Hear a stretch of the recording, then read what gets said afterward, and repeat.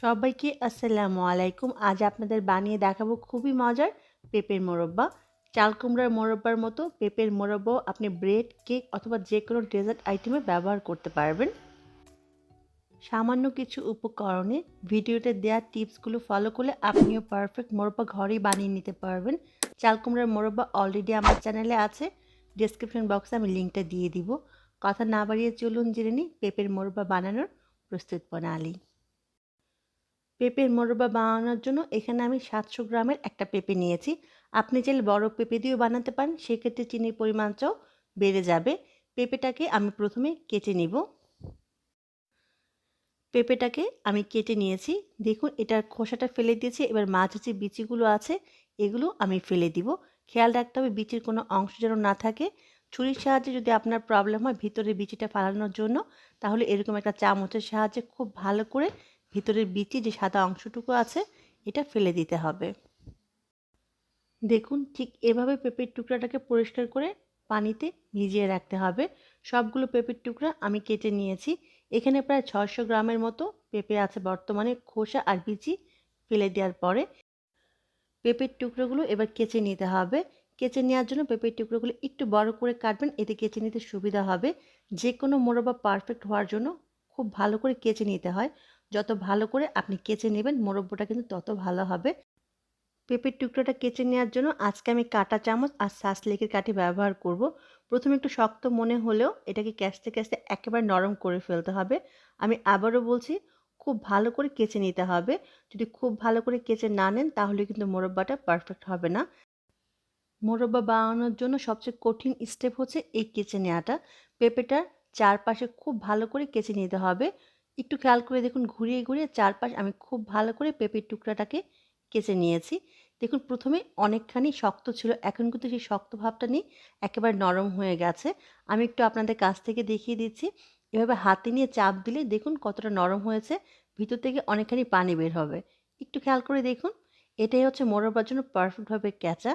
এটা কিন্তু একটু কষ্ট হলেও যদি এই স্টেপটা ঠিকমতো করতে পারেন তাহলে আপনার মোরব্বাটা একেবারে পারফেক্ট হবে। ঠিক একইভাবে সবগুলো পেঁপের টুকরো আমি কেচে নিব। আর কেচে নেওয়া পেঁপের টুকরোগুলো আমি পানিতে ভিজিয়ে রাখবো। ঠিক একইভাবে সবগুলো পেঁপের টুকরো আমি কেচে নিয়েছি। এবার যে পেঁপের টুকরোগুলো সাইজে একটু বড় সেই টুকরোগুলোকে আমি একটু কেটে নেব। তবে এটা একেবারে অপশনাল, আপনি যদি বড় টুকরো রাখতে চান সেক্ষেত্রে কেটে না নিলেও চলবে। তবে আমি একটু এই বড় টুকরোগুলো মাঝ বরাবর কেটে নেব। পেঁপের টুকরোগুলো কেটে নেওয়ার পরে এই পানি থেকে পেঁপেগুলোকে খুব ভালো করে ধুয়ে চেপে চেপে যতটুকু সম্ভব পানিটা ফেলে উঠিয়ে নেব। পেঁপেগুলো উঠিয়ে নেওয়ার পরে আমি আবারও পরিষ্কার পানি নিয়ে নিয়েছি। পারফেক্ট মোরব্বার জন্য এই স্টেপটা অবশ্যই আপনাকে করতে হবে। এই পানিতে আমি 1 চা চামচ চুন দিয়ে দিলাম। আমরা পান খাওয়ার জন্য যে চুনটা ব্যবহার করি সেই চুনটাই খুব ভালো করে পানির সাথে আমি মিশিয়ে নিলাম। এবার এর মাঝে পেঁপের টুকরোগুলো আমি দিয়ে দিব। একটু খেয়াল করে দেখুন পেঁপের টুকরোগুলো এখন কতটা নরম। এই চুনের পানিতে ভিজানোর জন্য পেঁপের টুকরোগুলো শক্ত হয়ে যাবে। যখন আমি মোরব্বাটা বানাবো তখন পেঁপেগুলো আর গলে যাবে না। পারফেক্ট মোরব্বা বানানোর জন্য অবশ্যই চুনের পানিতে আপনার পেঁপেগুলোকে ভিজিয়ে রাখতে হবে। চুনের পানিতে পেঁপের টুকরোগুলো মিনিমাম 5 থেকে 6 ঘন্টা ভিজিয়ে রাখতে হবে। আপনি চাইলে সারা রাতও ভিজিয়ে রাখতে পারেন। ফিরে এলাম 6 ঘন্টা পরে। আমি 6 ঘন্টা ভিজিয়ে রেখেছিলাম। একটু খেয়াল করে দেখুন পেঁপের টুকরোগুলো একেবারে শক্ত হয়ে গেছে। এখন কিন্তু আগের মতো নরম ভাবটা নেই। সেজন্য এই চুনের পানিতে অবশ্যই পেঁপের টুকরোগুলো ভিজিয়ে রাখতে হবে। এবার চুনের পানি থেকে খুব ভালো করে চেপে চেপে পেঁপের টুকরোগুলো উঠিয়ে 5-6 বার পানি চেঞ্জ করে করে পেঁপের টুকরোগুলোকে ধুয়ে নিতে হবে, যাতে চুনের কোনো অংশ না থাকে সেটা খেয়াল রাখতে হবে। খুব ভালো করে পানি চেঞ্জ করে করে পেঁপের টুকরোগুলো আমি ধুয়ে নিয়েছি এবং প্রতিবারই কিন্তু এভাবে চেপে চেপে পানিটা ফেলে দিতে হবে। মোরব্বা বানানোর সবচেয়ে কঠিন স্টেপ 2টা অলরেডি পার করে ফেলেছি। এবার খুব সহজে মোরব্বাটা বানিয়ে নেওয়া যাবে। পেঁপের টুকরোগুলো এবার একটা পাত্রে নিয়ে নিব। এবার এর উপরে পানি দিয়ে দিব। পর্যাপ্ত পরিমাণ পানি দিতে হবে যাতে পেঁপের টুকরোগুলো ডুবে থাকে। পানি দেওয়ার পরে পাত্রটাকে আমি চুলায় বসিয়ে দিব। পেঁপের টুকরাকে 70 থেকে 80% সিদ্ধ করে নিতে হবে। পানিটা ফুটে ওঠার পরে আমি 6 মিনিটের মতো পেঁপেগুলোকে চুলায় রাখবো। 6 মিনিট পরে পেঁপেগুলোকে চুলা থেকে উঠিয়ে আমি পানিটা ছেঁকে ফেলে দিব। পেঁপেগুলো চুলা থেকে উঠিয়ে পানিটা ফেলে আমি অন্য একটা পাত্রে নিয়ে নিয়েছি। গরম থাকা অবস্থায় এই কাজটা করতে হবে। আর পেঁপের মোরব্বা বানানোর জন্য এখানে এক্সট্রা কোনো পানি ব্যবহার করা যাবে না। এখানে আমি দিয়ে দিচ্ছি 1 কাপ চিনি। যদি 500 গ্রাম পেঁপে হতো তাহলে 1 কাপ চিনিতেই হতো। যেহেতু 600 গ্রাম পেঁপে আছে, সেজন্য এখানে আমি আরও 2 টেবিল চামচ চিনি বাড়িয়ে দিব। আজকের মোরব্বার উপরে আমি কোনো রকম চিনির প্রলেপ দিতে চাচ্ছি না, সেজন্য চিনির পরিমাণটা অল্প ইউজ করেছি। এই মোরব্বাতে চিনির পরিমাণ এর থেকে কম ব্যবহার করা যাবে না। যদি আপনি পেঁপের মোরব্বার উপরে চিনি জমানো মোরব্বা বানাতে চান, তাহলে আমার চাল কুমড়ার একটা মোরব্বা রেসিপি আছে, চিনি জমানো চাল কুমড়ার মোরব্বা। সেই রেসিপিটা আপনি ফলো করতে পারেন। ডেসক্রিপশন বক্সে আমি লিঙ্কটা দিয়ে দিব। খুব ভালো করে চিনিটা মেশানো হয়ে গেলে আমি রেখে দিব 1 ঘন্টার জন্য। ফিরে এলাম 1 ঘন্টা পরে। এখানে এক্সট্রা কোনো পানি ব্যবহার করা যাবে না। আবারও বললাম, পেঁপের গরমে দেখুন চিনিটা অলরেডি গলে গেছে। এবার এই পাত্রটা আমি চুলায় বসিয়ে দিব। আমি আবারও বলছি, এখানে সবচেয়ে কম হচ্ছে 1 কাপ চিনি, এর থেকে কম ব্যবহার করা যাবে না। আপনি চাইলে চিনির পরিমাণটা বাড়িয়ে দিতে পারেন। এবার পেঁপেটাকে আমি চুলায় বসিয়ে দিব। মিডিয়াম আঁচে পেঁপের মোরব্বাটা বানাতে হবে। কোনোভাবেই চুলার আঁচ বাড়িয়ে দেওয়া যাবে না, আর অনবরত নেড়ে নিতে হবে। যদি চুলার আঁচ বাড়িয়ে দেন আর অনবরত না নাড়েন, তাহলে কিন্তু চিনিটা পুরো ক্যারামেল হয়ে যাবে এবং মোরব্বার কালারটা কালচে হয়ে যাবে। আজকে মোরব্বাটা আমি একটু সাদা সাদা রাখতে চাচ্ছি, কালচে বা ব্রাউন কালার করতে চাচ্ছি না।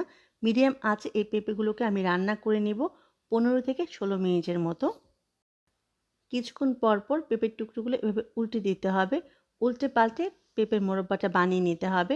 আমি আবারও বলছি, নাড়া কোনোভাবেই বন্ধ করা যাবে না, আর চুলার আঁচ বাড়িয়ে দেওয়া যাবে না। উল্টে পাল্টে পেঁপের মোরব্বাগুলো আমি 15 থেকে 16 মিনিট পর্যন্ত রান্না করে নিব। পেঁপের মোরব্বাগুলো আমি 15 মিনিটের মতো অলরেডি রান্না করে ফেলেছি। একটু খেয়াল করে দেখুন, যখন চিনির শিরাটা এরকম একতার হবে, যখন হাতে নিয়ে এভাবে দেখবেন, দেখুন একটা তারের মতো দেখা যাচ্ছে, তার মানে পেঁপের মোরব্বাটা আমার পারফেক্টভাবে হয়ে গেছে। এবার আমি চুলা থেকে নামিয়ে নিব। একটু খেয়াল করে দেখুন, পেঁপের মোরব্বার পেঁপের টুকরোগুলো কিন্তু গলে যায়নি। এটা হয়েছে শুধুমাত্র চুনের পানিতে ভিজিয়ে রাখার জন্য। তো আমার পেঁপের মোরব্বাটা রেডি হয়ে গেছে। এবার আমি চুলাটা অফ করে দিব। পেঁপের মোরব্বাগুলো চুলা থেকে নামিয়ে আমি এরকম একটা স্ট্যান্ডের উপরে পেঁপের মোরব্বাগুলোকে নিয়ে নিব।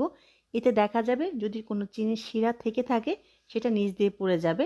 আজকের মোরব্বার উপরে আমি কোনো রকম ভারী চিনির প্রলেপ চাচ্ছি না।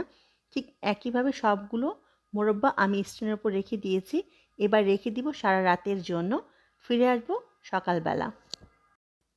ফিরে এলাম সকালবেলা। দেখুন আমার মোরব্বাটা একেবারে পারফেক্টভাবে হয়ে গেছে। শক্ত হয়েছে কিন্তু উপরে কোনো চিনি জমানো নেই। দেখলেন তো কত সহজেই তৈরি করা যায় পেঁপের মোরব্বা। এই মোরব্বাটা আপনি নর্মাল ফ্রিজে রেখে 1 বছরের মতো খেতে পারবেন।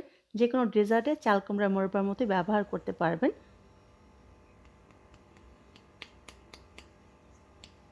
আওয়াজটা শুনে নিশ্চয়ই বুঝতে পেরেছেন উপরটা সামান্য শক্ত হয়েছে। আমি একটু কেটেও দেখাবো ভিতরটা কতটা পারফেক্ট হয়েছে। আর দেখুন উপরে কিন্তু ভারী কোনো চিনির প্রলেপও পড়েনি, শুধু মেজারমেন্টটা পারফেক্টভাবে দিলেই মোরব্বাটা পারফেক্ট হবে। আমি কেটে দেখাচ্ছি, ভিতরটা দেখুন একেবারে রসালো পারফেক্ট পেঁপের মোরব্বা। আমার তো খুবই ভালো লেগেছে। রেসিপি ভালো লাগলে সাবস্ক্রাইব করতে ভুলে যাবেন না। সবাই অনেক ভালো থাকবেন। আবারও দেখা হবে। আল্লাহ হাফেজ।